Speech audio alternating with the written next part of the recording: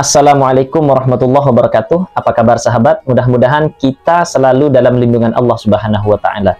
Baik, kali ini saya akan membahas mengenai salah satu hal penting dalam hidup kita sahabat, di mana kalau kita pernah mendengar pernyataan dari teman kita atau saudara kita yang menyatakan bahwasanya dulu misalkan saya pernah sukses, dulu saya pernah hidup enak, dulu saya pernah kaya raya, dulu saya pernah sehat misalkan. Tapi sekarang keadaannya menjadi seperti ini, tidak lagi seperti dahulu. Nah, kalau ada yang mengatakan seperti ini sahabat, berarti ada sesuatu yang memang secara syariat kemudian Allah mengambil nikmatnya.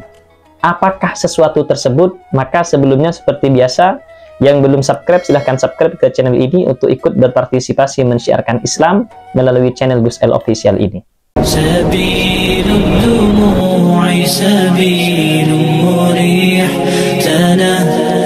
Nah, baik sahabat, untuk menyingkat waktu, maka akan saya bacakan referensi, tepatnya referensi dari kitab Kaifa Takunu Ghaniyan sahabat ya, di mana di dalam kitab ini disebutkan penyebab Allah mengambil nikmat yang telah diberikan kepada hambanya itu seperti apa dan apa sebabnya.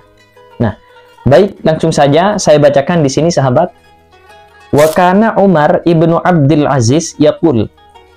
Ada sahabat Umar bin Abdul Aziz itu berkata, Qayyidun ni'amah bisyukrillah. Pengikat nikmat yang diberikan oleh Allah kepada hambanya itu dengan cara bersyukur sahabat. Jadi kita diberi nikmat apapun, ikatannya adalah dengan cara bersyukur. Nikmat sehat, nikmat harta, nikmat keluarga misalkan, maka akan tetap harta, kesehatan keluarga tersebut kalau kita rajin bersyukur. Kemudian waqala Al-Hasan, berkatalah Syekh Hasan Al-Basri, maksudnya ini sahabat ya, innallaha la yumatti'u bin ni'mati ma sya'a.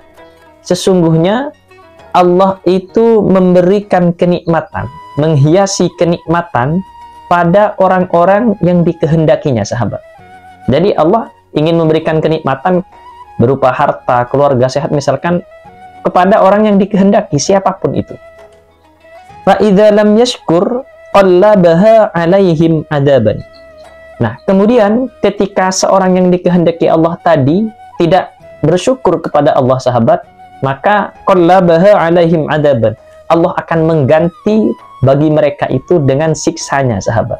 Baik siksa di dunia ataupun siksa di akhirat. Jadi ini berkorelasi atau berhubungan dengan perkataan Umar bin Abdul Aziz tadi itu sahabat. Kemudian waqala Muhammad bin Idris, berkatalah Syekh Muhammad bin Idris, yurwa an aliyin annahu qala li rajulin.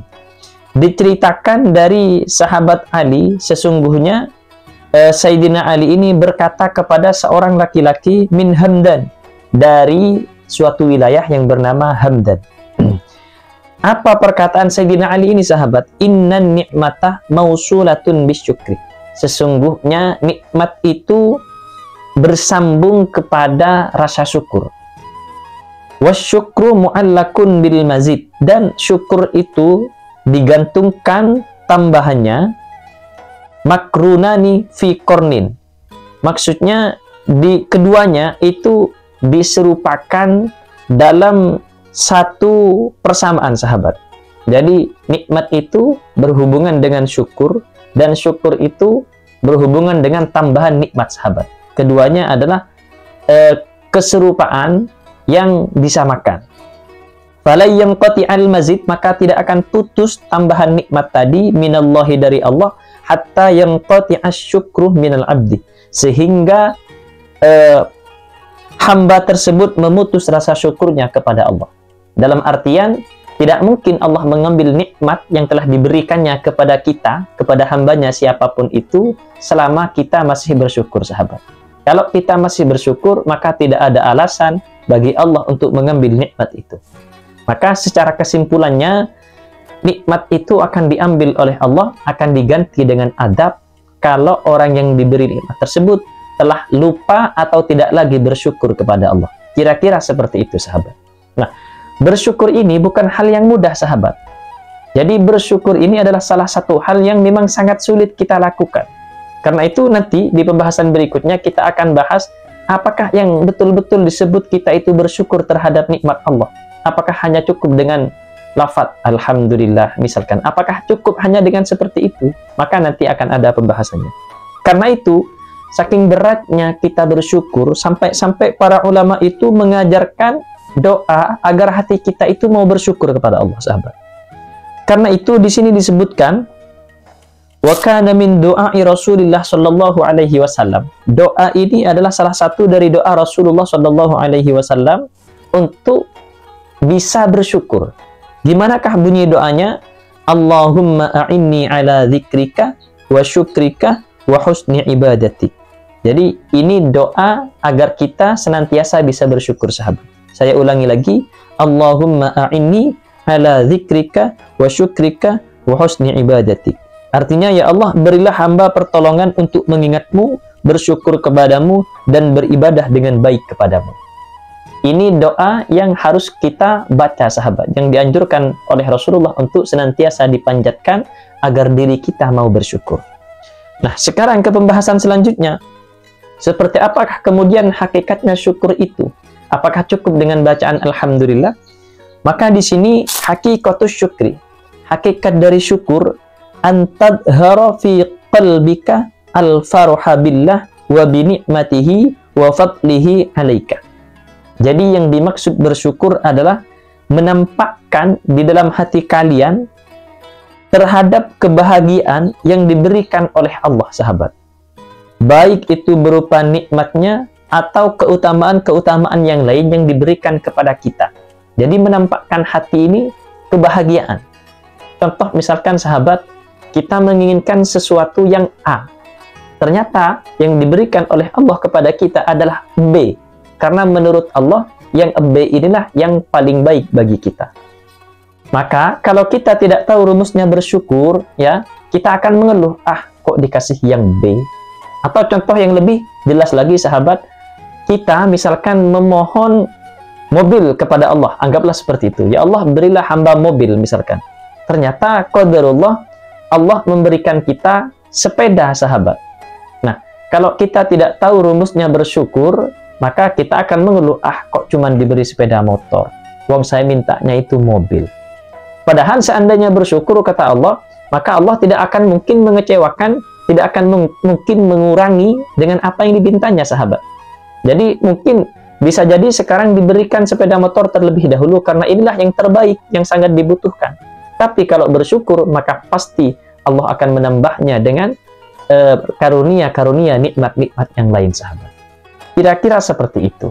Jadi bersyukur itu bukan sekedar ucapan alhamdulillah, tapi menampakkan kesenangan, kebahagiaan di dalam hati terhadap nikmat yang diberikan oleh Allah dalam bentuk apapun.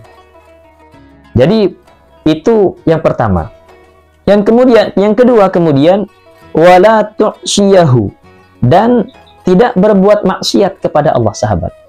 Kalau kita sudah diberi nikmat oleh Allah, maka selain menampakkan kebahagiaan di dalam hati juga tidak boleh bermaksiat. Kita diberikan nikmat berupa harta, berupa kesehatan, tapi tubuh kita selalu bermaksiat misalkan. Maka kalau sudah seperti ini, namanya kita tidak bersyukur. Dan ketika tidak bersyukur, maka pasti qallabaha adaban, kata Umar bin Abdul Aziz tadi, Allah akan mengganti nikmat tersebut dengan adab, sahabat. Jadi berhati-hatilah. Yang terakhir, sahabat, barulah wa tuksirah minal hamdilillah bil lisani wal jinan. Perbanyaklah membaca kalimat alhamdulillah, segala puji bagi Allah, dengan lisan dan dengan hati. Jadi ternyata perkataan alhamdulillah sebagai bentuk rasa syukur kita menempati urutan ketiga dalam tata cara kita bersyukur kepada Allah. Yang pertama yaitu menampakkan kebahagiaan di dalam hati kita, kemudian yang kedua tidak bermaksiat, kemudian yang ketiga barulah kita mengucapkan, memperbanyak kalimat alhamdulillah dengan hati dan lisan kita, sahabat. Ini hakikat dari sebuah syukur yang sebenarnya. Kalau kita bisa melakukan hal ini, maka insya Allah nikmat Allah akan selalu ditambah dan ditambah kepada kita, sahabat. Mudah-mudahan sharing ini bermanfaat, dan ini bukan perkara mudah. Jadi doa tadi itu doa agar kita bisa bersyukur itu sebaiknya diamalkan sahabat ya. Insya Allah kalau kita betul-betul minta kepada Allah, diri kita, hati kita akan bisa bersyukur, menerima semua takdir yang diberikan oleh Allah kepada kita. Demikian sharing ini, mudah-mudahan bermanfaat. Saya akhiri, wassalamualaikum warahmatullahi wabarakatuh.